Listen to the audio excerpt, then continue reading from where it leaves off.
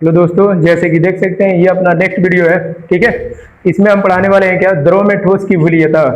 हम किसी ठोस को द्रव में डालकर उसकी विलीयता को चेक करेंगे कि इसकी विलीयता पर क्या प्रभाव पड़ रहा है। ठीक है, एक बार ताप बढ़ाएंगे, एक बार दाब। ठीक है, तो सिंपल देखिए, जब हम किसी ठोस को, ठीक, क्या कहेंगे, द्रव में ठोस की विलीयता पे ये लिखिएगा कि जब हम किसी ठोस को द्रव में विलीन करके ताप बढ़ाते हैं, तो सबसे पहले ताप का प्रभाव इस पर देखेंगे। ठीक है, तो ताप जब हम बढ़ाते हैं ना, ठोस को द्रव में विलीन करके ताप बढ़ाते हैं, तो द्रव में ठोस की विलीयता जो होती है वो क्या होती है, बढ़ती है।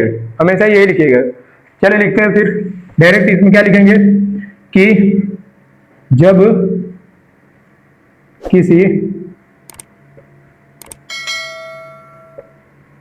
ठोस को द्रव में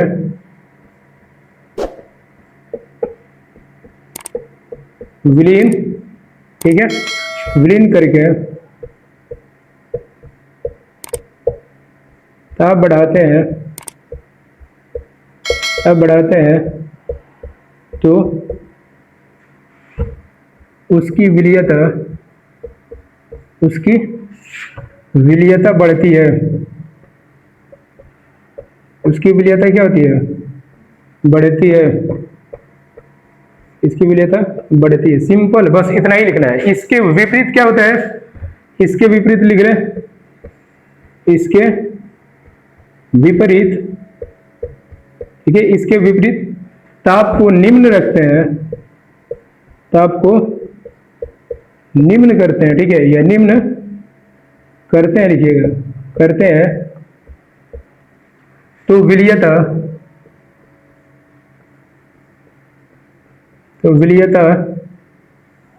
घटती है भाई, घटती है समझ। सिंपल, आपको बस इतना ही लिखना है। कोई आपसे पूछ दे कि द्रव में ठोस की विलीयता के बारे में बताओ, तो सिंपल कहना है कि जब किसी ठोस को द्रव में विलीन करके ताप को हम बढ़ाते हैं ना, तो उसकी विलीयता क्या होती है, किसकी, ठोस की विलीयता जो होती है बढ़ती है। और इसके विपरीत, मतलब इसके उल्टा, यदि हम ताप को कम करते हैं, निम्न करते हैं, तो इसकी विलीयता क्या होती है, घटती है। बस आपको इतना ही लिखना है। ठीक है, अब द्रव में ठोस की विलीयता पर दाब का प्रभाव, ये किसका प्रभाव है, ताप का प्रभाव होता है। ठीक है, किसका प्रभाव है, तो कोई आपसे पूछ दे तो भाई ये ताप का प्रभाव है, ताप का प्रभाव।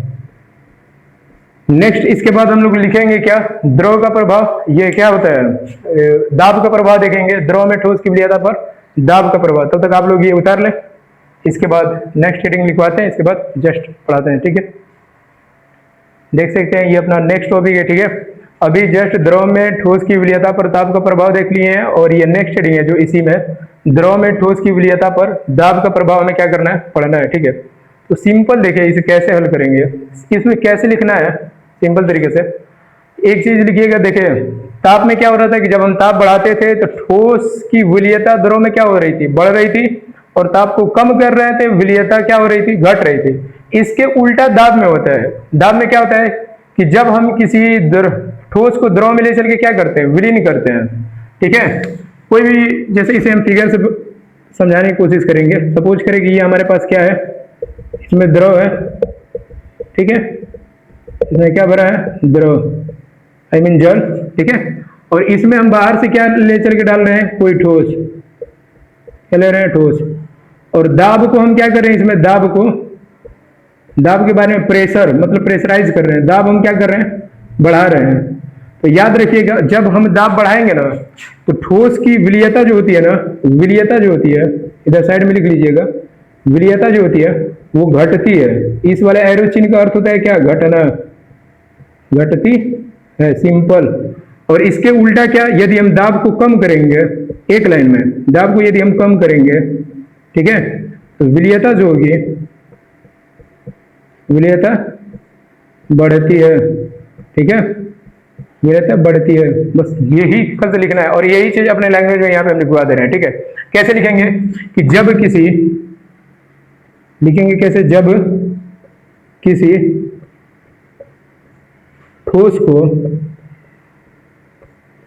ठोस को द्रव में, ठीक है, विलीन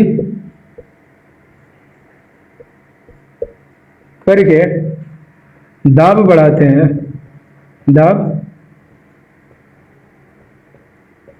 दाब बढ़ाते हैं तो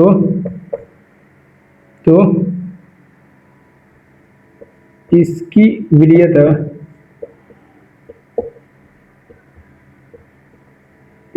क्या होती है? घटती है, ठीक है।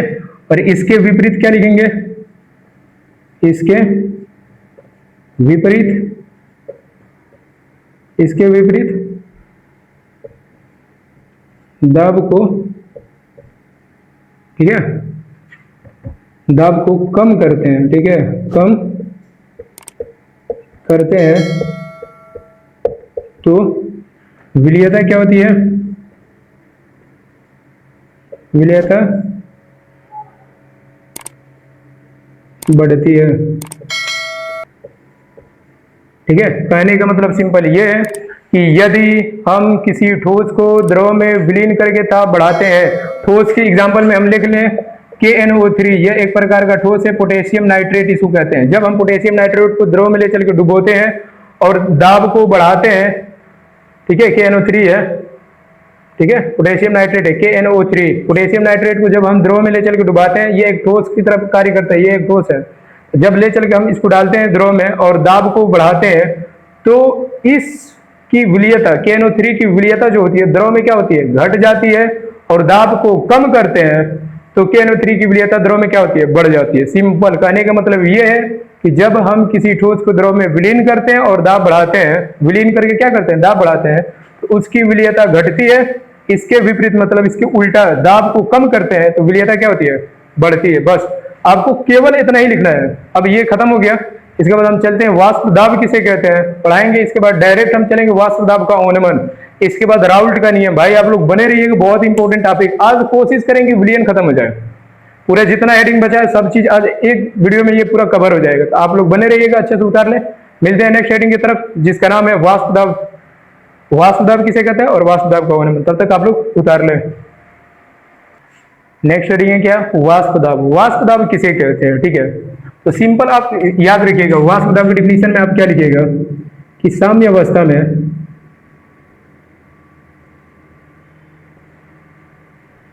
साम्य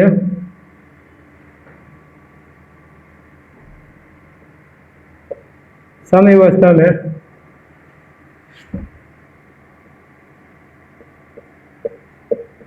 साम्य अवस्था में किसी द्रव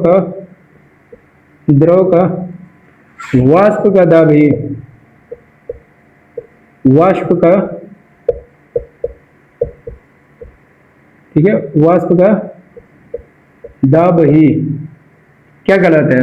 वाष्प दाब कहलाता है। सिंपल यही डिफिनेशन आप लोग लिखिएगा, वाष्प दाब कहलाता है, ठीक है। साम्य अवस्था का अर्थ क्या होता है? साम्य अवस्था का अर्थ ये होता है कि वहां पर ताप दाब जो सांद्रता होता है वो सब के सब क्या होता है? स्थिर रहता है, समान रहता है, उसी को हम साम्य अवस्था कहते हैं। और साम्य अवस्था किसी द्रव, साम्य अवस्था में किसी द्रव का, ठीक है, साम्य अवस्था में यहां लिख लीजिएगा, साम्य अवस्था में किसी द्रव का वाष्प का दाब ही वाष्प दाब कहलाता है। सिंपल ये है कि किसी द्रव द्वारा, ठीक है, लगाए गए वाष्प का दाब ही क्या कहलाता है? वाष्प दाब कहलाता है। सिंपल। या आप ये लिख ले, साम्य अवस्था में किसी द्रव का वाष्प का दाब ही क्या कहलाता है? वाष्प दाब कहलाता है। बस ये छोटा सा डिफिनेशन है। इसके बाद नेक्स्ट हेडिंग क्या है? वाष्प दाब का अवनमन, उसे भी देख ले रहे हैं। इतना ही डिफिनेशन है, बस आपको इतना ही लिखना है। नेक्स्ट अपना हेडिंग क्या है? वाष्प दाब का अवनमन। वाष्प दाब का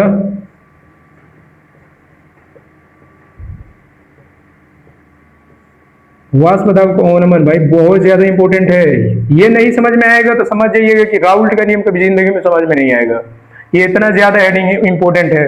वाष्प दाब का अवनमन किसे कहते हैं? तो सिंपल बताइएगा, किसी विलयन का वाष्प दाब विलायक के वाष्प दाब से क्या होता है? कम होता है, उसी को हम क्या कहते हैं? वाष्प दाब का अवनमन कहते हैं। सिंपल डिफिनेशन में आप क्या लिखेंगे कि किसी विलयन का वाष्प दाब, याद रखिएगा विलयन का वाष्प दाब जो होता है ना, विलायक के वाष्प दाब से क्या होता है? कम होता है, ठीक है। जैसे हम आपसे बता दें कि मान के चले कि आप दो पात्र यहाँ पे ले लीजिए, ठीक है, आप मतलब दो बर्तन, ठीक है, और एक यहाँ पे ले लीजिए, पात्र बना लीजिए। भाई समझाने की कोशिश कर रहे हैं फिगर द्वारा, अच्छे से बने रहिएगा और देखते रहिए। इसमें क्या है? इसमें विलयन है, और विलियन किसे कहते हैं बेहतरीन मालूम है आप लोग को, ठीक है। पहले वीडियो से हम बता चुके हैं कि विलियन उसे कहते हैं, ये एक प्रकार का समांगी मिश्रण होता है जिसमें विलय और विलायक उपस्थित होते हैं, उसी को विलियन कहते हैं। तो ये वाले पात्र में विलियन है और इसमें केवल विलायक है। क्या है? विलायक। तो याद रखिएगा, जिस पात्र में केवल विलायक होता है ना, उसका वाष्प दाब अधिक होता है एज कंपेयर विलियन के वाष्प दाब से। कहने का मतलब ये है कि जिस पात्र में, ठीक है, जिस द्रव में विलियन रखा है, इसका वाष्प दाब कम होगा। किसके वाष्प दाब से? विलायक के वाष्प दाब से सदैव कम होता है। इतनी चीजें याद रखिएगा, ठीक है। तो विलायक का इसका वाष्प दाब जो होगा वे क्या होगा? अधिक होगा। तो अधिक का साइन ये बनाइएगा और बीच में लिख लीजिएगा क्या? वाष्प दाब। वाष्प दाब। ये फर्स्ट बर्तन है और ये क्या है? सेकेंड वाला पात्र है या बर्तन है, ठीक है, सिंपल। जिसमें विलियन है इसका वाष्प दाब कम है, जिसमें विलायक है इसका वाष्प दाब क्या होता है? अधिक होता है। इसी को देख के डिफिनीशन लिख दीजिएगा। कोई आपसे पूछे वाष्प दाब का अवनमन किसे कहते हैं, तो सिंपल बोलिएगा कि विलियन का वाष्प दाब होता है ना। कैसे लिखेंगे? सिंपल डिफिनीशन, विलियन का लिख रहे हैं डिफिनीशन, आप लोग भी उतार लीजिएगा, ठीक है। विलियन का वाष्प दाब, विलियन का वाष्प दाब विलायक के वाष्प दाब से, विलायक के वाष्प दाब से, विलायक के वाष्प दाब से क्या होता है? कम होता है। कम होता है, कम होता है, उसे ही, ठीक है, उसे ही वाष्प दाब को अवनमन कहते हैं। वाष्प दाब का अवनमन कहते हैं, सिंपल अवनमन कहते हैं। इसे ही वाष्प दाब का क्या कहते हैं? अवनमन कहते हैं। केवल आपको इतना ही लिखना है कि विलियन का वाष्प दाब विलायक के वाष्प दाब से क्या होता है? कम होता है, इसे ही वाष्प दाब का अवनमन कहते हैं। बस इतने चीज लिख के एक चीज याद रखिएगा, विलियन के वाष्प दाब को हमेशा पीएस से लिखते हैं। मतलब ये विलियन है ना, इसके वाष्प दाब की जब हम बातें करेंगे तो पीएस लिखिएगा, ठीक है। और विलायक के वाष्प दाब को P0 से लिखा जाता है, ठीक है। P0 से आप ऐसे डिनोट कीजिएगा, ठीक है, जिसे P0 भी कहते हैं। ये जहां आएगा तो समझिए कि विलायक का वाष्प दाब है, और पीएस आ जाएगा तो विलियन का वाष्प दाब है, ठीक है, सिंपल। तो आप क्या लिखेंगे? वाष्प दाब का अवनमन बराबर, फार्मूला लिख ले इसका, वाष्प दाब का अवनमन बराबर, वाष्प दाब का अवनमन बराबर जो होता है ये होता है P0 माइनस में PS। बहुत ज्यादा इंपॉर्टेंट भाई फार्मूला है भाई। फार्मूला यदि याद हो जाइए जो अभी फिलहाल में लिखे हैं, समझिए कि डिफिनीशन हो गया। कोई आपसे पूछे वाष्प दाब का अवनमन किसे कहते हैं? सिंपल, विलायक के वाष्प दाब जो होता है विलियन के वाष्प दाब से अधिक होता है। जो अधिक होता है उसी से, जो कम होता है उसमें से क्या कर दिया जाता है? घटा दिया, मतलब उसी को घटा दिया जाता है। जो अधिक होगा उससे जो कम रहता है उसको क्या कर दिया जाता है? माइनस कर दिया जाता है। तो जो निकल के आता है वाष्प दाब क्या निकल के आता है? अवनमन निकल के आता है, ठीक है। तो देख सकते हैं ये वाष्प दाब का अवनमन है। डिफिनीशन ऐसे ही लिखना है, वाष्प दाब ऊपर है, वाष्प दाब का अवनमन लिखवा दिए हैं। नेक्स्ट टॉपिक जो स्टार्ट होने वाला है वाष्प दाब का आपेक्षिक अवनमन, और ये मतलब इस टॉपिक का आखिरी टॉपिक रहेगा, मतलब इसमें वाष्प दाब से रिलेटेड। इसका डायरेक्ट राउल्ट का नियम एक टॉपिक है, उसको पढ़ाएंगे। इसका डायरेक्ट राउल्ट के नियम पे चलेंगे, आपको बेहतरीन राउल्ट के नियम समझ में आएगा, ठीक है। तब तक आप लोग उतार लें। इसके बाद नेक्स्ट टॉपिक है वाष्प दाब का आपेक्षिक अवनमन, अभी जस्ट उसका भी डिफिनीशन देखते हैं, तब तक उतार लीजिए।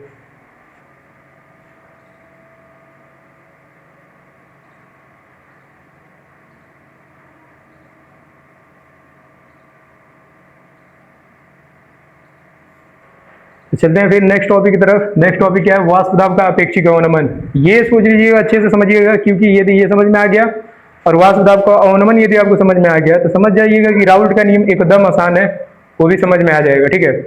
तो देखिए वाष्प दाब का अपेक्षिक अवनमन किसे कहते हैं? जब भी पूछेगा वाष्प दाब का अपेक्षिक अवनमन क्या कहलाता है, तो आप सिंपल करिएगा ना कि जब वाष्प दाब का अवनमन, ठीक है, क्या बोलिएगा? जब वाष्प दाब का अवनमन और विलायक के वाष्प दाब का अनुपात यदि हम ले लेंगे ना, तो समझ जाइएगा उसी को हम वाष्प दाब का अपेक्षिक अवनमन कहते हैं, ठीक है। सिंपल डिफिनीशन है, ठीक है। क्या लिखिएगा?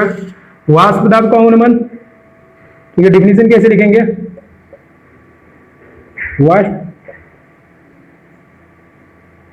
दाब का अवनमन वाष्प दाब का अवनमन और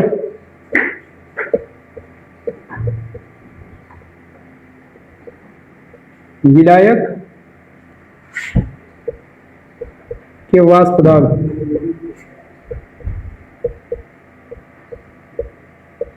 विलायक के वाष्प दाब का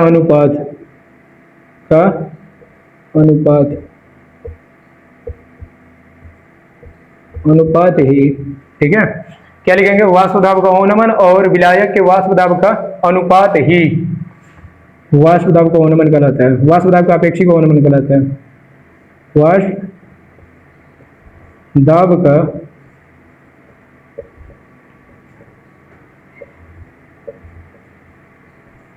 अपेक्षिक अवनमन कहलाता है।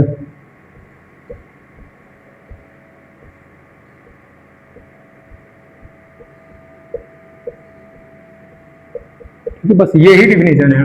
क्या बोलिएगा? वाष्प दाब का अवनमन और विलायक के वाष्प दाब का अनुपात जो होता है ना, अनुपात ही वाष्प दाब का अपेक्षिक अवनमन कहलाता है। अच्छा ये बताएं, अभी जस्ट पढ़े वाष्प दाब का अवनमन, वाष्प दाब का अवनमन पढ़े हैं। वाष्प दाब का अवनमन में आप क्या पढ़े थे? वाष्प दाब का अवनमन को हम लिखते हैं क्या?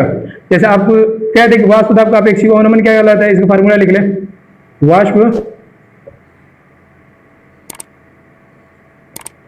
वाष्प दाब का अपेक्षिक अवनमन, वाष्प दाब का अपेक्षिक अवनमन, वाष्प दाब का अपेक्षिक अवनमन बराबर जो होता है ना, फार्मूला है वाष्प दाब का अपेक्षिक अवनमन जो होता है ये बराबर होता है वाष्प दाब का अवनमन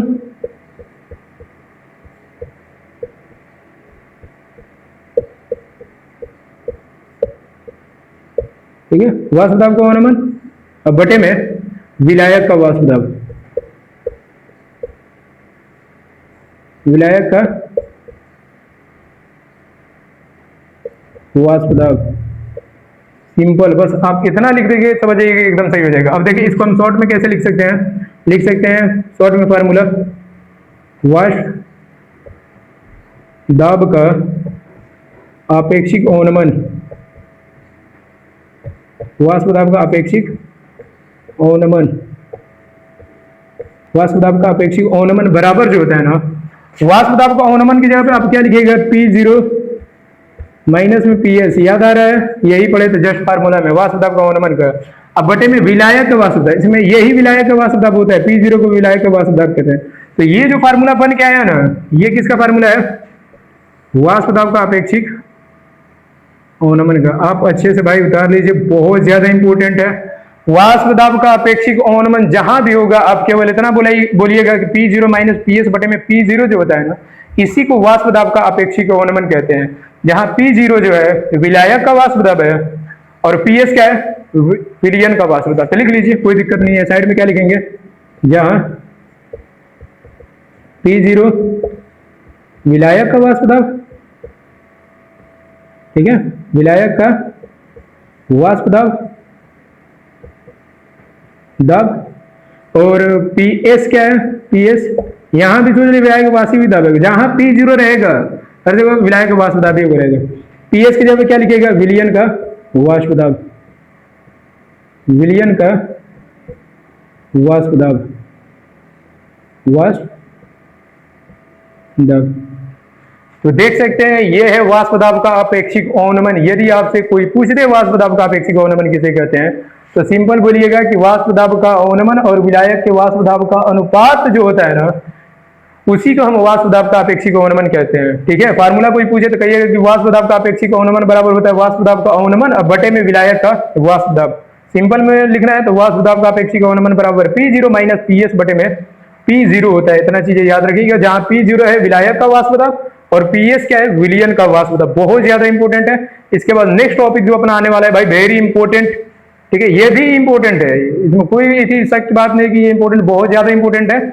ये बोर्ड में पूछ लेता है डायरेक्ट, वाष्प दाब का अपेक्षिक अवनमन से आप क्या समझते हैं, तो लिखना पड़ेगा भाई, 2 नंबर 3 नंबर में आ सकता है। इतना सब चीज करना पड़ेगा, तो अच्छे से बने रहिएगा। नेक्स्ट टॉपिक है राउल्ट का नियम, तब तक आप लोग उतार लें। चलते हैं राउल्ट के नियम पे, वेरी इंपॉर्टेंट, तब तक उतार लीजिए। तो नेक्स्ट टॉपिक क्या है भाई? अपना राउल्ट का नियम, जो कि बहुत ज्यादा इंपॉर्टेंट है। ठीक है, आज हम इसको खत्म करने वाले हैं, राउल्ट का नियम। इसके बाद राउल्ट के नियम के अनुप्रयोग देखेंगे, सीमाएं देखेंगे, ठीक है।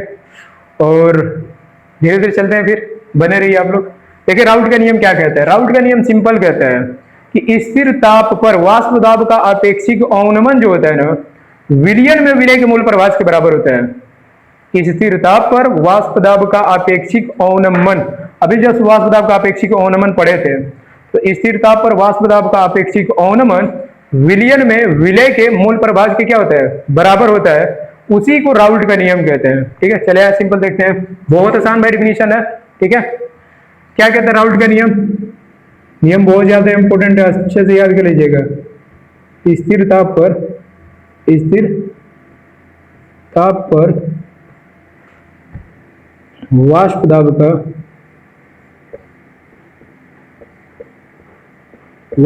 का आपेक्षिक अवनमन, ठीक है। वाष्प दाब का आपेक्षिक अवनमन, वाष्प दाब का आपेक्षिक अवनमन विलयन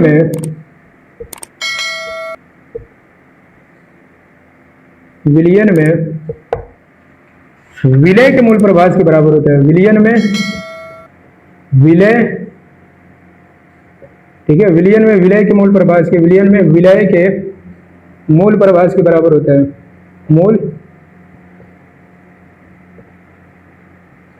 विलयन में विलय के मूल प्रभाज के बराबर होता है, बराबर होता है। बस यही सोच लीजिए कि राउल्ट का नियम, ठीक है। अच्छा इसकी इक्वेशन कैसे लिखेंगे? देखिए कोई भी पूछे राउल्ट का नियम तो आप बताइएगा कि स्थिर ताप पर वाष्प दाब का आपेक्षिक अवनमन, स्थिर ताप पर वाष्प दाब का आपेक्षिक अवनमन विलयन में विलय के मूल प्रभाज के क्या होता है, बराबर होता है। अब जानते हैं वाष्प दाब का आपेक्षिक अवनमन। अच्छा वाष्प दाब का आपेक्षिक अवनमन अभी जस्ट पढ़े हैं, ठीक है। ये नियम बस इतना ही है, ठीक है। आगे आप देखें वाष्प दाब का आपेक्षिक अवनमन आप पढ़ चुके हैं। वाष्प दाब का आपेक्षिक अवनमन, ठीक है। वाष्प दाब का आपेक्षिक अवनमन किसे कहते हैं आप पढ़ चुके हैं। ये जो होता है P0 माइनस में PS बटे में P0 होता है, यही पढ़े हैं सिंपल। वाष्प दाब का आपेक्षिक अवनमन ये होता है। और विलयन में विलय के मूल प्रभाज, किसकी बातें कर रहा है? विलय के मूल प्रभाज की बातें कर रहा है। तो विलय के मूल प्रभाज आप जानते हैं, लिख ले, नहीं जानते हैं तो विलय का मूल प्रभाज, विलय का मूल प्रभाज को हम किससे लिखते हैं? मालूम होगा एक्स, ए से डिनोट करते हैं इसको। एक्स से बराबर क्या था मूल प्रभाज वाले टॉपिक में? स्मॉल एन बटे में small N plus capital N, याद आ रहा है? ये विलय का मूल प्रभाज था। अब ये दोनों को आपस में आप बराबर कर लीजिए, राउल्ट का नियम बन के तैयार हो जाएगा। जो बोला वैसे चलेगा। स्थिर ताप पर वाष्प दाब का अपेक्षिक अवनमन, वाष्प दाब का अपेक्षिक अवनमन को यहां पे लिखे P0 माइनस में PS बटे में P0, ठीक है। लिख लिए यहां पर। E जो होता है ना, वाष्प दाब का अपेक्षिक अवनमन जो होता है वो किसके बराबर होता है? विलय के मूल प्रभाज के। विलय के मूल प्रभाज के क्या होता है? बराबर होता है। विलय के मूल प्रभाज क्या है? स्मॉल एन बटे में small N plus capital N, ठीक है। इसी का ये जो अभी फिलहाल में समीकरण जो बना है भाई, ये राउल्ट के नियम का समीकरण है, ठीक है। देख सकते हैं, हो गया राउल्ट का नियम। बहुत ज्यादा इंपॉर्टेंट। यदि आपको समीकरण याद, ये नियम ना याद हो तो भाई हम कह दे आप केवल इसको याद कर ले, इस समीकरण को। P0 माइनस PS अपन P0 equal to small N बटे small N plus capital N. आप इतना भी लिख देंगे तो भाई नंबर मिल जाएगा, ठीक है। उतना तो नहीं मिलेगा, लेकिन आप इससे बना सकते हैं। इससे आप राउल्ट का नियम बना सकते हैं। यदि राउल्ट का नियम यदि आप भूल जाएं तो भाई हम तो बस इतना कहेंगे, बस आप इन दोनों को केवल याद कर लें। P0 माइनस PS अपन P0 को हम वाष्प दाब का अपेक्षिक अवनमन कहते हैं, और स्मॉल एन अपन small N plus capital N को हम क्या कहते हैं? विलय का मूल प्रभाज कहते हैं। और जब ये दोनों आपस में बराबर होते हैं ना, तो उसी को राउल्ट का नियम कहते हैं। सिंपल। क्योंकि वाष्प दाब का अपेक्षिक अवनमन विलय के मूल प्रभाज के क्या होता है? बराबर होता है। राउल्ट भाई यही क्या है, ठीक है। राउल्ट जो भाई थे ना, इनका का नाम केवल इतना ही था, ठीक है। तो आप लोग उतार लें, इसके बाद चलते हैं राउल्ट के नियम की सीमाएं। तब तक उतार लें, मिलते हैं फिर नेक्स्ट टॉपिक की तरफ, ठीक है। चलते हैं नेक्स्ट टॉपिक की तरफ, आप लोग उतार लें। तो नेक्स्ट है क्या भाई अपना टॉपिक राउल्ट के नियम की सीमाएं। जब राउल्ट के नियम आप पढ़ लिए तो राउल्ट के नियम की सीमाएं के बारे में आप जानिएगा जरूर। सिंपल आप ये लिखिएगा कि राउल्ट के नियम जो होता है ना केवल उसी तनु विलयन के लिए लागू होता है जिसमें अवाष्पशील विद्युत अनअपघट्य विलीन हो। ठीक है, क्या बोलेगा, राउल्ट का नियम केवल उसी तनु विलयन के लिए लागू होता है जिसमें अवाष्पशील विद्युत अनअपघट्य विलीन हो। ठीक है, चलिए लिख दे रहे हैं यहाँ पर राउल्ट के नियम की सीमा में लिखिएगा कि राउल्ट का नियम, बहुत ज्यादा इंपॉर्टेंट है भाई, राउल्ट का नियम, राउल्ट का नियम केवल उसी तनु विलयन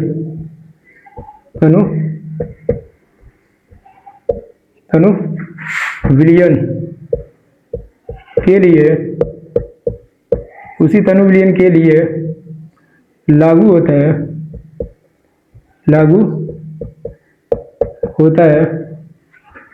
जिसमें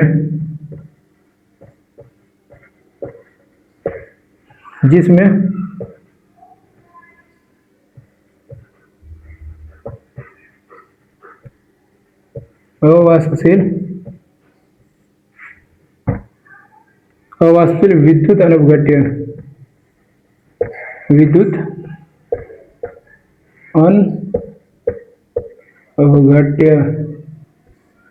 विद्युत अनअपघट्य विलीन हो। विद्युत अनअपघट्य क्या हो, विलीन हो। बहुत इंपॉर्टेंट बातें है भाई ये। ठीक है, अब लिख सकते हैं राउल्ट का नियम केवल उसी तनु विलयन के लिए लागू होता है जिसमें अवाष्पशील विद्युत अनअपघट्य क्या हो, विलीन हो। अच्छा, अवाष्पशील विद्युत अनअपघट्य कौन कौन होते हैं लिख लीजिए, जैसे कि अवाष्पशील विद्युत अनअपघट्य,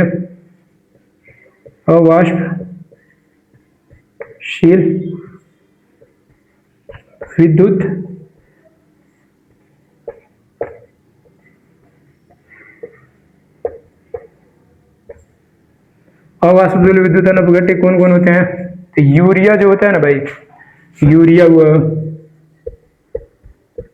यूरिया, ठीक है, यूरिया जो होता है ये अवाष्पशील विद्युत अनअपघट्य होता है। ठीक है, यूरिया हो गया, और ग्लूकोज ये ले लें, चीनी ले लें। ठीक है, ये सब के सब क्या है, चीनी ले लें, ये सब के सब किस में आते हैं, भली बात है विद्युत अनअपघट्य में आते हैं। ठीक है, अवाष्पशील विद्युत अनअपघट्य में आते हैं यूरिया और क्या, चीनी। यूरिया का सूत्र तो भाई आप जानते ही हैं क्या होता है, नहीं जानते हैं तो लिख ले।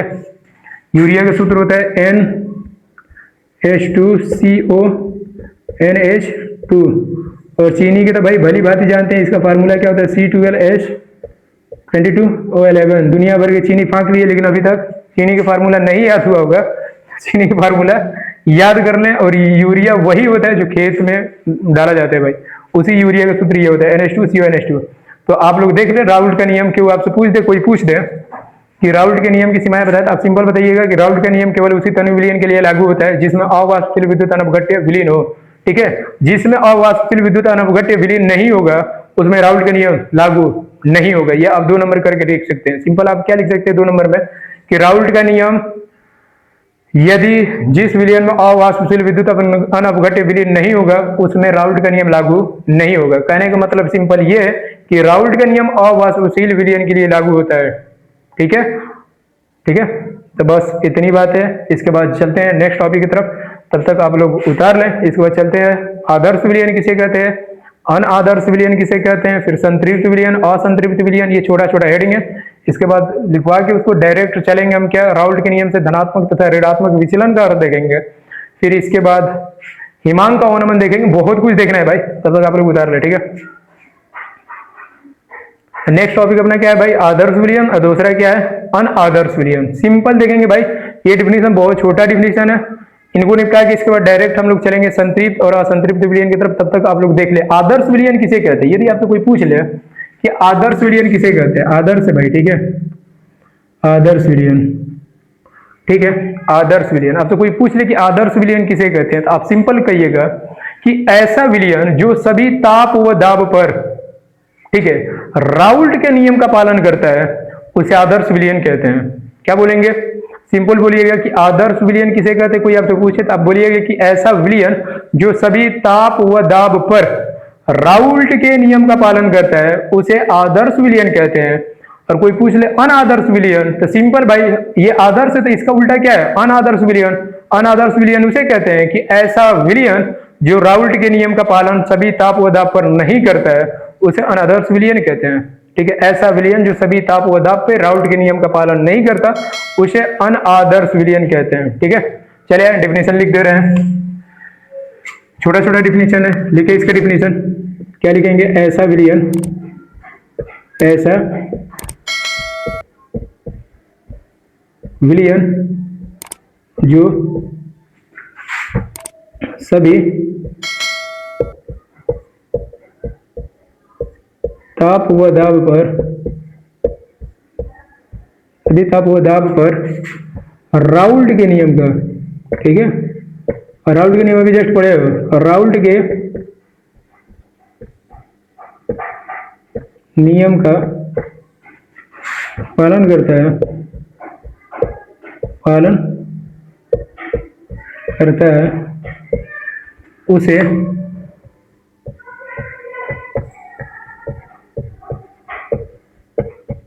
आदर्श विलयन कहते हैं।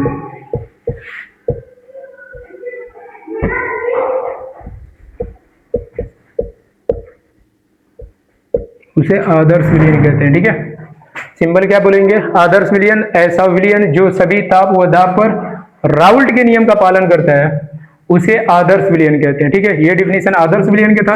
अनादर्श विलयन के जस्ट इसका उल्टा हो जाएगा, कैसे लिखेंगे, ऐसा विलयन, ऐसा विलयन जो सभी, ठीक है, ऐसा विलयन जो सभी ताप व दाब पर, ताप व दाब पर राउल्ट के नियम का पालन नहीं करता।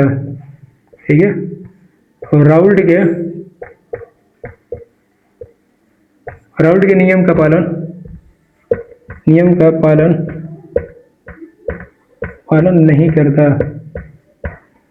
राउल्ट के नियम का पालन नहीं करता, नहीं करता है, उसे नहीं करता, उसे क्या कहते हैं, अनादर्श विलयन कहते हैं। उसे अनादर्श विलयन कहते हैं।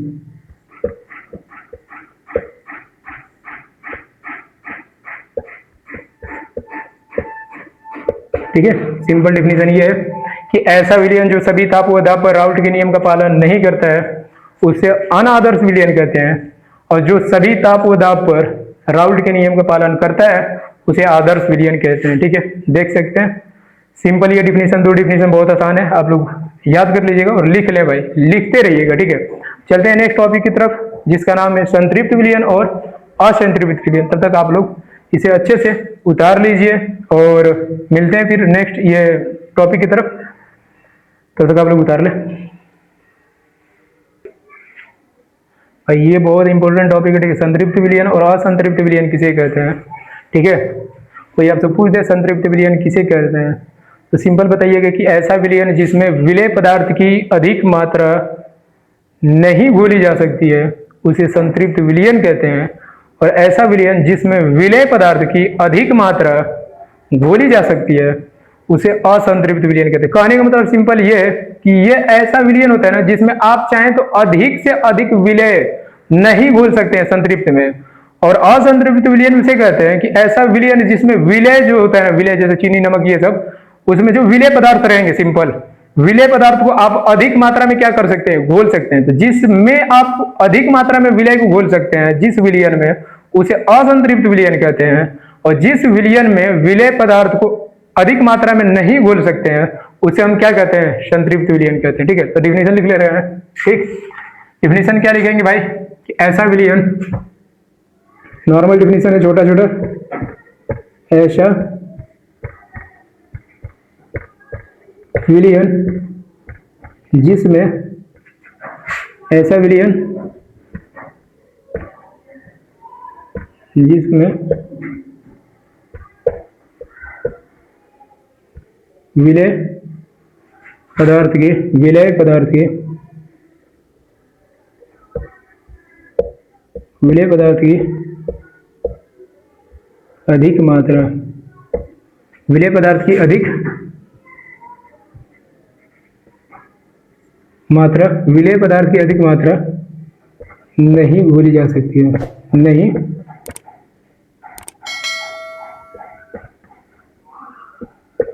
नहीं भूली जा सकती है,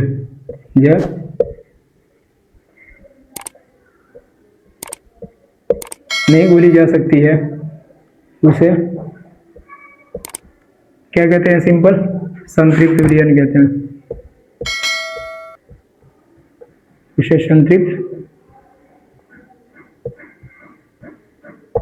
संतृप्त विलयन कहते हैं।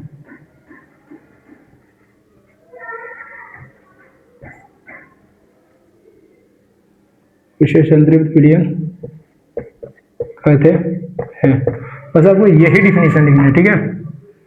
ऐसा विलयन जिसमें विलेय पदार्थ की अधिक मात्रा नहीं भूली जा सकती है, ठीक है, नहीं भूली जा सकती है, उसे संतृप्त विलयन कहते हैं। और असंतृप्त विलयन में आप क्या लिखेंगे? ऐसा विलयन, ठीक है, ऐसा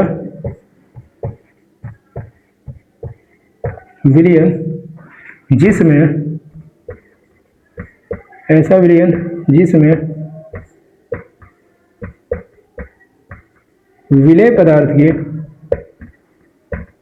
ठीक है, विलेय पदार्थ की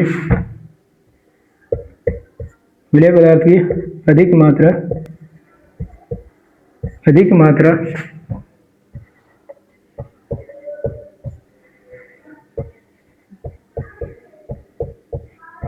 भूली जा सकती है,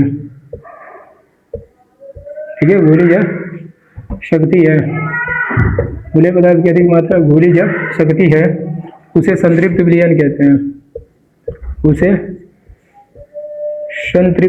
असंतृप्त विलयन कहते हैं, उसे असंतृप्त विलयन कहते हैं, असंतृप्त विलयन कहते हैं, ठीक है, विलयन कहते हैं, उसे असंतृप्त विलयन कहते हैं। बस आपसे कोई पूछा असंतृप्त विलयन किसे कहते हैं, बोलिएगा ऐसा विलयन जिसमें विलेय पदार्थ की अधिक मात्रा भूली जा सकती है, उसे असंतृप्त विलयन कहते हैं। और संतृप्त विलयन में क्या लिखिएगा कि ऐसा विलयन जिसमें विलेय पदार्थ की अधिक मात्रा नहीं घोली जा सकती है, उसे संतृप्त विलयन कहते हैं। भाई बहुत ज्यादा इंपॉर्टेंट है ये टॉपिक, ठीक है। तो आप देख सकते हैं, सिंपल देखें, मिसाल के तौर पे हम आपको मतलब सिंपल लैंग्वेज में बताना चाहेंगे। संतृप्त विलयन सेम वैसा विलयन है ना, मतलब उस इंसान की तरह, एक इंसान को लेकर हम बातें कर रहे हैं, ठीक है, एक मनुष्य को लेकर बातें कर रहे हैं कि कोई व्यक्ति आप देखते हैं, कोई व्यक्ति या मनुष्य जो देखेंगे भाई, तो कोई व्यक्ति ऐसे होते हैं जिसको वो भरपेट यदि खाना खा लिया, ठीक है, भरपेट वो यदि खाना खा लिया, मतलब पेट भर के खाना खा लिया वो, और उसको आप कहेंगे कि भाई आप ये चीज खा ले, या अलग से आप कोई चीज खिलाना चाहे तो वो डायरेक्ट कहते हैं कि भाई हम नहीं अब हम नहीं खाएंगे, भाई हम खा चुके हैं, ठीक है। आई मीन उसका पेट भर जाता है तो वो रुक जाता है, ठीक है। तो उसको एग्जाम्पल में हम संतृप्त विलयन को रखेंगे। और असंतृप्त विलयन के इंसान में, असंतृप्त विलयन के एग्जाम्पल में, उदाहरण में वे व्यक्ति आते हैं जिसका भाई पेट तो भरा रहता है, ठीक है, लेकिन ऊपर से ये क्या काम करते हैं कि यदि आप उसे कहेंगे ना कि भाई लीजिए खा लीजिए, तो वो डायरेक्ट कहेंगे, ये नहीं कहेंगे ना ना भाई पेट भरा है। मतलब सिंपल कह सकते हैं कि जो पेटू होते हैं ना, वो असंतृप्त विलयन की तरह व्यवहार करते हैं, और जो बगैर पेटू होते हैं, जो पेटू नहीं होते हैं, वो किसकी तरह व्यवहार करते हैं? संतृप्त विलयन की तरह। तो कहने का मतलब यही है, लिखना हो तो ये लिखना, अब ये नहीं कि अब आ जाए तो जो पेटू होते हैं उसे संतृप्त विलयन कहते हैं, और जो पेटू नहीं होते हैं ना, जो पेटू होते हैं उसे असंतृप्त विलयन कहते हैं, और जो पेटू नहीं होते उसे असंतृप्त विलयन कहते हैं। ये सब लिखना नहीं, लिखना ये एग्जाम्पल के तौर पर हम बताए हैं, ठीक है। तो आप लोग उतार ले, यही लिख कर आइएगा यदि आ गया तो, ठीक है। चलते हैं नेक्स्ट टॉपिक की तरफ, हिमांक का उन्नमन और क्वथनांक का उन्नयन पहले पढ़ेंगे, तब तक आप लोग उतार लीजिए। नेक्स्ट टॉपिक है अपने भाई क्वथनांक का उन्नयन, इसको निपटाएंगे। इसके बाद हिमांक का उन्नमन पढ़ेंगे। इसके बाद हम लोग चलेंगे राउल्ट के नियम से धनात्मक तथा ऋणात्मक विचलन का क्या अर्थ है, और ये टॉपिक को हम लोग खत्म करेंगे विलयन चैप्टर को, ठीक है। आज बोले खत्म करने के लिए, तो आज एकदम इस ये third video, I mean third की शायद फोर्थ वीडियो है। आप लोग प्ले लिस्ट जाके देख लीजिएगा, प्ले लिस्ट भाई बनाया गया है विलयन चैप्टर का क्लास 12 के लिए।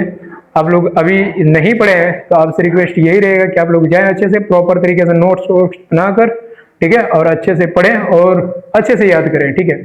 देखिए सिंपल क्वोथनांक का उन्नयन किसे कहते हैं, आपसे कोई पूछ दे कि क्वोथनांक का उन्नयन किसे कहते हैं, तो आप सिंपल बताइएगा कि इसमें क्या लिखना है कि विलयन का क्वोथनांक जो होता है ना, विलायक के क्वोथनांक से अधिक होता है, उसी को क्वोथनांक का उन्नयन कहते हैं, ठीक है। क्या लिखेंगे कि विलयन का क्वोथनांक विलायक के क्वोथनांक से क्या होता है, अधिक होता है, उसे क्वोथनांक का उन्नयन कहते हैं।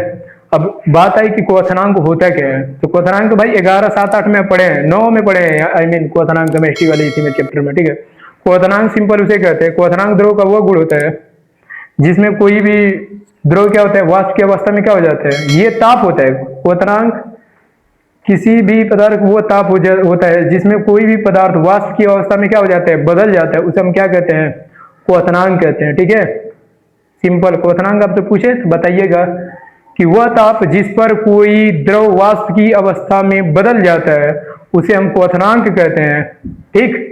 और आपसे ये भी पूछ सकते हैं कि क्वोथनांक द्रव का कैसा गुण है, तो याद रखिएगा कि क्वोथनांक जो होता है वो द्रव का भौतिक गुण होता है, रासायनिक गुण नहीं होता है, ठीक है।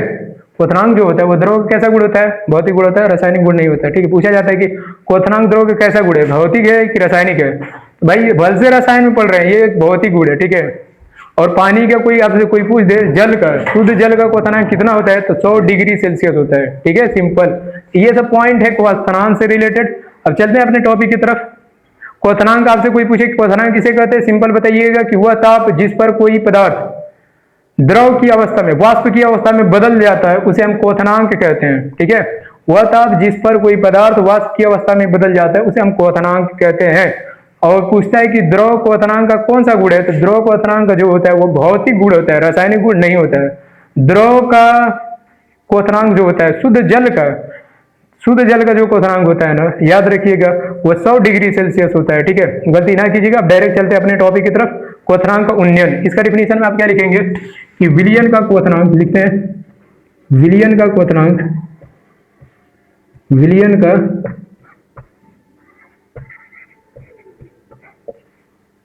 का क्वोथनांक विलायक के क्वोथनांक से, विलायक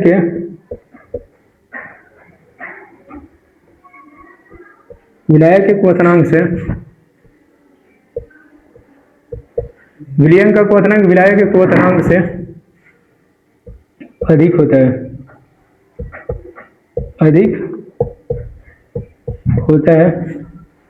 अधिक होता है,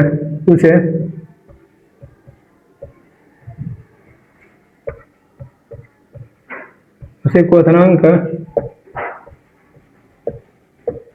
उन्नयन कहते हैं, ठीक है, सिंपल। तो ये है अपना क्या डिफिनेशन। कोई भी पूछे क्वोथनांक का उन्नयन किसे कहते हैं, सिंपल बताइएगा, तो कहिएगा कि विलयन का क्वोथनांक विलायक क्वोथनांक से क्या होता है, अधिक होता है, उसे क्वोथनांक का क्या कहते हैं, उन्नयन कहते हैं, ठीक है। नोट करके लिखिए क्वोथनांक उन्नयन को, क्वोथनांक के, ठीक है, क्वोथनांक के उन्नयन को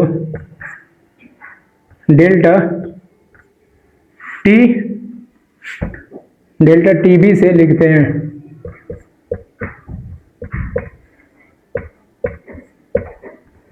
क्वोथनांक उन्नयन को किससे प्रदर्शित करते हैं, तो डेल्टा टीबी से लिखते हैं। आया समझ।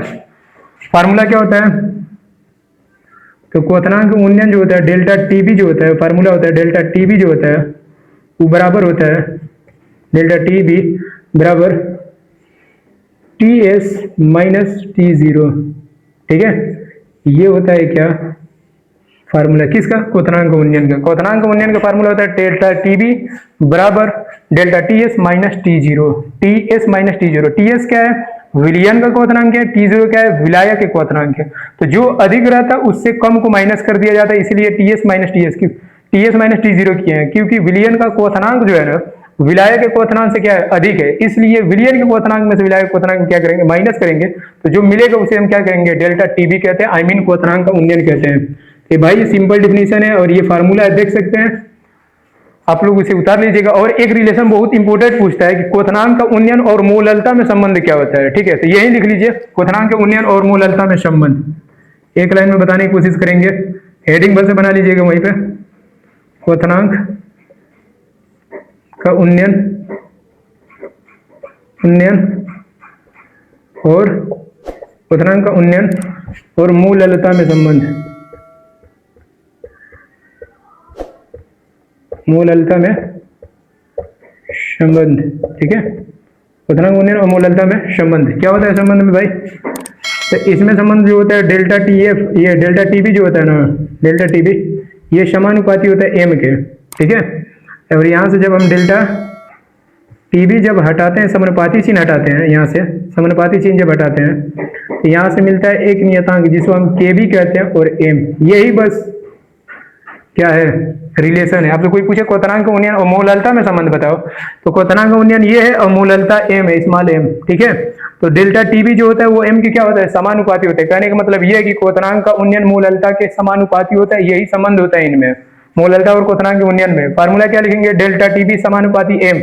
जब आप समानुपाती चिन्ह हटाएंगे तो यहाँ पर एक नियतांक मिलेगा जिसको हम के बी से लिखते हैं, और ये के बी जो होता है क्वथनांक का उन्नयन स्थिरांक होता है, ठीक है। जहां पर ये m तो भाई मूललता होता है, डेल्टा टीबी क्या होता है, क्वथनांक उन्नयन, और के बी जो होता है ना, के बी इसके बारे में लिख लें, ये क्वथनांक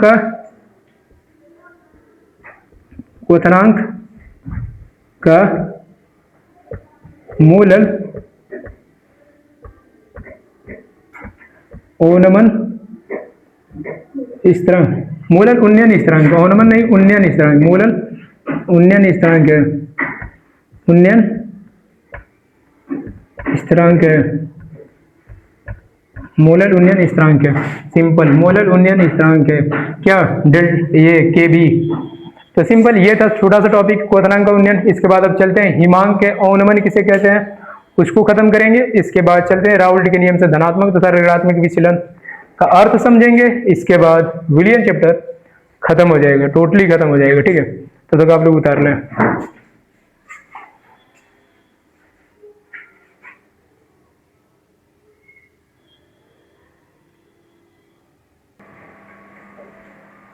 ये रहा भाई अपना नेक्स्ट टॉपिक जिसका नाम है हिमांक का अवनमन। बहुत ज्यादा इंपॉर्टेंट ये भी है, छोटा सा डिफिनेशन है, इसे भी लिख लें। हिमांक का अवनमन किसे कहते हैं, आपसे कोई पूछे तो सिंपल बताइएगा कि इसमें क्या होता है कि विलियन का हिमांक जो होता है ना, विलियन का हिमांक, ठीक है, विलियन का हिमांक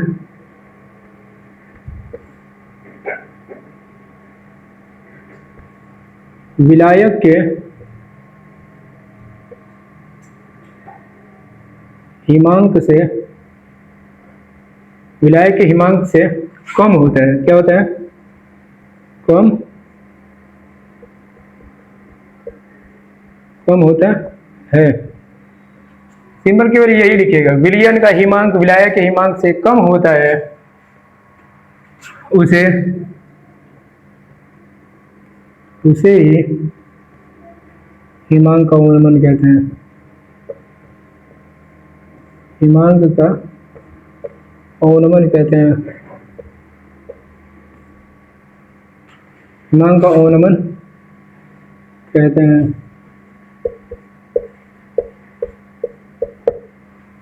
ऐसा विलियन का हिमांक विलायक के हिमांक से कम होता है, उसे ही हिमांक का क्या कहते हैं, अवनमन कहते हैं। Simple definition. अच्छा, इसको किस चीज से डिनोट करते हैं, नोट करके लिखे, इसे डेल्टा टी एफ, ठीक है, छोटा सा एफ, टी एफ से लिखते हैं, टी एफ से लिखते हैं या प्रदर्शित करते हैं, आप कह सकते हैं। नेक्स्ट चीज, इसका सूत्र क्या होता है, इसका सूत्र जो होता है, इसका सूत्र जो होता है वो होता है डेल्टा टी एफ बराबर टी जीरो माइनस में टी एस, क्योंकि इस बार विलायक हिमांक अधिक है। विलायक हिमांक से क्या होता है, कम होता है विलियन का हिमांक। तो विलायक के हिमांक में से विलियन का हिमांक क्या कर देंगे, घटा देंगे। तो ये ठीक है, ये होता है फार्मूला। सिंपल, आप लोग उतार लीजिएगा, ठीक। ये फार्मूला होता है डेल्टा टी ए बराबर T zero minus T S. अब आगे वही हेडिंग, हिमांक का ओनमन और मूल ललिता में संबंध क्या होता है, तो लिख लीजिए हिमांक का ओनमन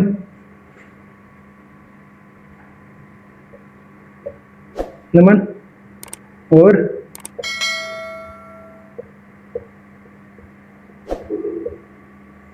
हिमांक का ओनमन और मूल ललिता में संबंध, ठीक है, मूल ललिता में संबंध।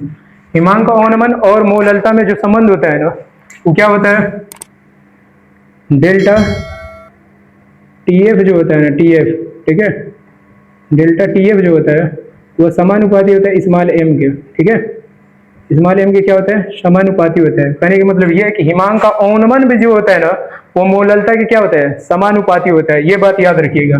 यहाँ से जब हम समानुपाती चिन्ह हटाएंगे, डेल्टा टीएफ जब लिखेंगे, समानुपाती चिन्ह हटाएंगे, बराबर देंगे यहाँ पर, और यहाँ पर जैसे समानुपाती चिन्ह हटेगा तो एक नियतांक आएगा जिसको हम के एफ से लिखते हैं, और स्मॉल एम है तो स्मॉल एम। ये रहा फार्मूला, जहां पर डेल्टा टीएफ तो जानते हैं हिमांक का ओनमन है, और एम जो होता है वो क्या होता है, मूल ललिता है, और बच गया क्या, ये के एफ। तो के एफ को हम क्या कहते हैं, लिख लीजिए ऐसे एरो बना के एफ जो होता है ये हिमांक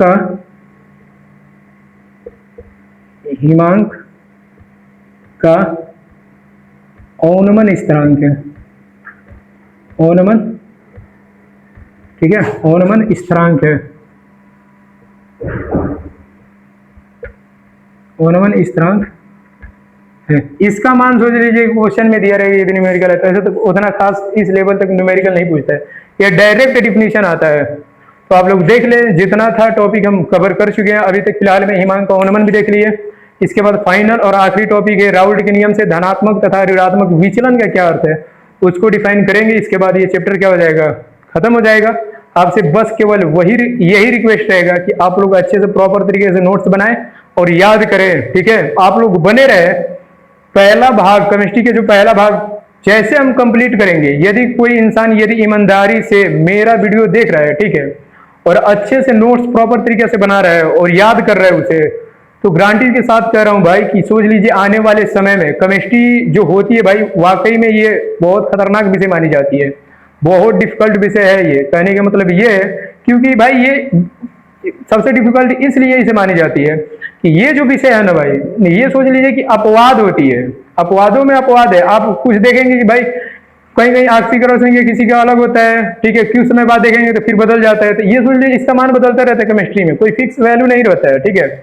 तो आपसे यही रिक्वेस्ट है, आप लोग बने रहिएगा। जैसे फर्स्ट भाग कंप्लीट होगा ना, आपके अंदर इतना जबरदस्त चेंजिंग दिखाई देगा, और केमिस्ट्री का जो डर होगा ना वो भाग जाएगा भाई। इतना दूर भाई कभी जिंदगी में नहीं आएगा आपके पास। आप पढ़ा सकते हैं, सोच लीजिए यदि आप याद कर लिए ना तो पूरा एकदम लिख के दे सकते हैं कि आप विदाउट, ठीक है, रफ यदि याद कर लिए, विदाउट किताब विदाउट रफ, ठीक है, तो एकदम डायरेक्ट आप ऐसे बोर्ड पे खड़े होकर क्या कर सकते हैं, पढ़ा सकते हैं सिंपल, और अच्छे से अच्छे स्कोर कर सकते हैं। लेकिन एक शर्त है भाई, ईमानदारी से नोट्स बनाते रहिएगा और अच्छे से पढ़ते रहिएगा।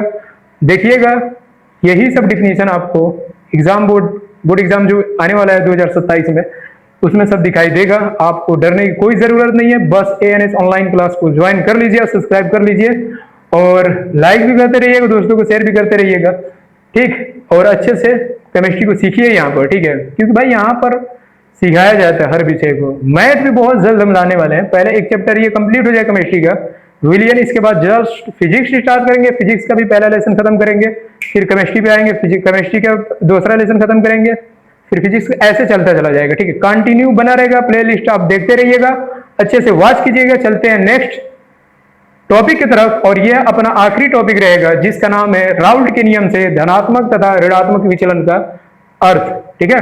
तब तक आप लोग उतार लें।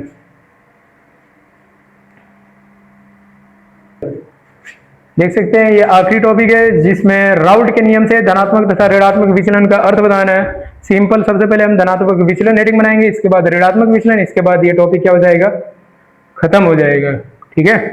तो सबसे पहली बात धनात्मक विचलन, इसमें से लिख लीजिएगा, ठीक है। इसमें दो विचलन है, धनात्मक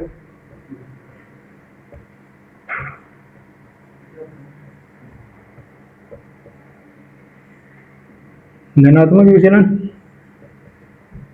ठीक है। इसके बाद एक है ऋणात्मक विचलन, लगे आप ये भी लिख लीजिएगा यहाँ पर ताकि ऋणात्मक विचलन हो जाए। ऋणात्मक विचलन,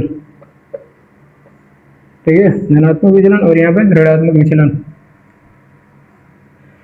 सिंपल सुने, धनात्मक विचलन किसे कहते हैं? यदि आपसे कोई पूछ दे कि धनात्मक विचलन, राउल्ट के नियम से धनात्मक तथा ऋणात्मक विचलन क्या अर्थ है, तो आप सिंपल बताइएगा कि यदि द्विवंगी विलयन का वाष्प दाब उसी संगठन के आदर्श विलयन के वाष्प दाब से यदि अधिक हुआ, ठीक है, तो उसे हम धनात्मक विचलन कहते हैं, और कम हुआ तो उसे हम क्या कहते हैं? ऋणात्मक विचलन कहते हैं। सिंपल क्या बोलेंगे? यदि द्विवंगी विलयन का वाष्प दाब उसी संगठन के आदर्श विलयन के वाष्प दाब से, ठीक है, कम हुआ तो उसे हम धनात्मक विचलन कहते हैं, और अधिक हुआ तो उसे हम क्या कहते हैं? ऋणात्मक विचलन कहते हैं, ठीक है। अब क्या लिखेंगे? सिंपल डेफिनेशन यहाँ पे लिखना स्टार्ट कर रहे हैं। यदि द्विवंगी विलयन, यदि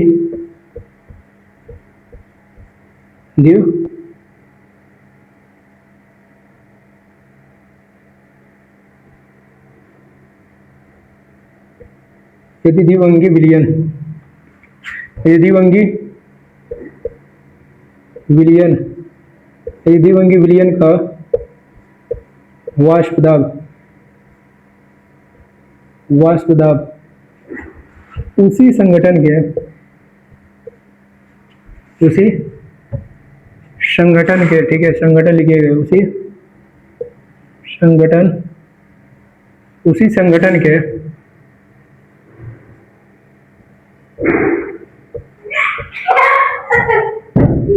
उसी संगठन के आदर्श विलयन के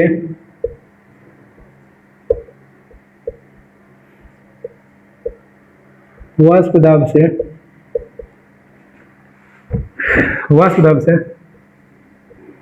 अधिक हुआ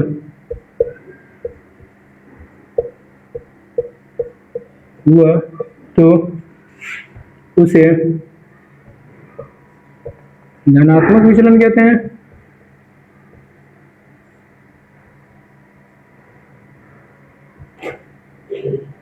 धनात्मक विचलन कहते हैं,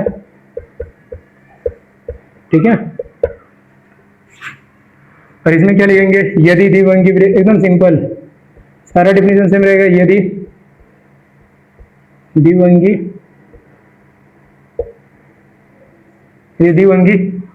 विलयन का वाष्प दाब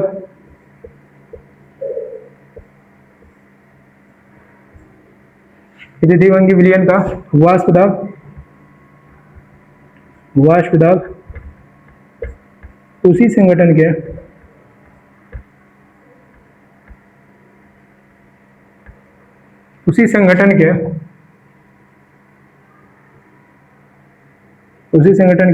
आदर्श विलयन, ठीक है, उसी संगठन के आदर्श विलयन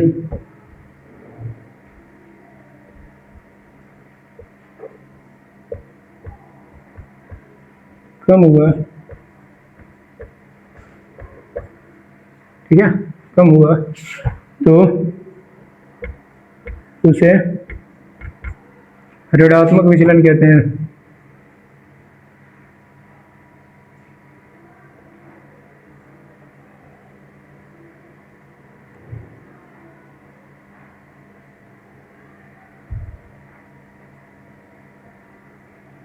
उसे ऋणात्मक विचलन कहते हैं। तो बस ये छोटा सा टॉपिक था, धनात्मक विचलन तथा ऋणात्मक विचलन। क्या बोलेंगे? यदि द्विवंगी विलयन का वाष्प दाब उसी संगठन के आदर्श विलयन के वाष्प दाब से अधिक हुआ तो उसे धनात्मक विचलन कहेंगे। और यदि ऋणात्मक विचलन किसे कहते हैं, आपसे कोई पूछे तो बोलिएगा यदि द्विवंगी विलयन का वाष्प दाब उसी संगठन के आदर्श विलयन के वाष्प दाब से कम हुआ उसे हम क्या कहते हैं? ऋणात्मक विचलन कहते हैं। तो राउल्ट के नियम से धनात्मक तथा ऋणात्मक विचलन का अर्थ यदि आपसे पूछ ले तो भाई आप ऐसे ही लिख कर आइएगा। और ये अपना आखिरी टॉपिक था। इसके बाद एक वीडियो जरूर बनाएंगे विलयन चैप्टर पे, जिसमें केवल न्यूमेरिकल बताया जाएगा, ठीक है, क्वेश्चनों को सोल्व कराया जाएगा। मोल प्रभाव पे क्वेश्चन कैसे पूछते हैं, नॉर्मलता से कैसे पूछा जाता है, मूलरता से कैसे पूछा जाता है, मूललता पर, सांद्रता पर, विलयन टॉपिक का जितना न्यूमेरिकल बनेगा सब के सब एक एक करके करा देंगे, सब पे एक एक एग्जाम्पल, ठीक है। सब पे एक एक क्वेश्चन कराएंगे, अभी तक जितना फार्मूला बताएंगे। अब मोल प्रभाव पे हो सके एक दो क्वेश्चन बता देंगे इंपॉर्टेंट वाला, जो आने की संभावना है बोर्ड एग्जाम में, ठीक है। तो आप लोग उतार लें। यही जो है राउल्ट के नियम से धनात्मक तथा ऋणात्मक विचलन का यही अर्थ होता है, ठीक है। यदि आपको कहीं भी कंफ्यूजन होगा तो जरूर कमेंट में बता दीजिएगा, ठीक है, अच्छे से बता दिया जाएगा। तब तक आप लोग उतार लें, मिलते हैं नेक्स्ट वीडियो में न्यूमेरिकल के साथ। और सोच लीजिए थ्योरेटिकल जितना पार्ट था इसमें जितने टॉपिक था सब के सब कंप्लीट करा दिए हम, ठीक। तो नेक्स्ट वीडियो जो रहेगा केवल न्यूमेरिकल बेस्ड रहेगा, आप लोग बने रहिएगा, उसमें न्यूमेरिकल कराया जाएगा। विलियन से जितना अधिक न्यूमेरिकल बन सकता है सब के सब कराया जाएगा भाई, ठीक है। तो बने रहिएगा आप, आपसे बस केवल यही रिक्वेस्ट है। यदि वीडियो सही लगा हो तो लाइक जरूर कीजिएगा, सब्सक्राइब भी कीजिएगा और दोस्तों को शेयर कीजिएगा, ताकि वो लोग अच्छे से केमिस्ट्री को पढ़ सके और सीख सके, ठीक है। तो मिलते हैं फिर नेक्स्ट वीडियो में, ठीक है, न्यूमेरिकल के साथ। तब तक के लिए धन्यवाद और अच्छे से उतार लीजिए।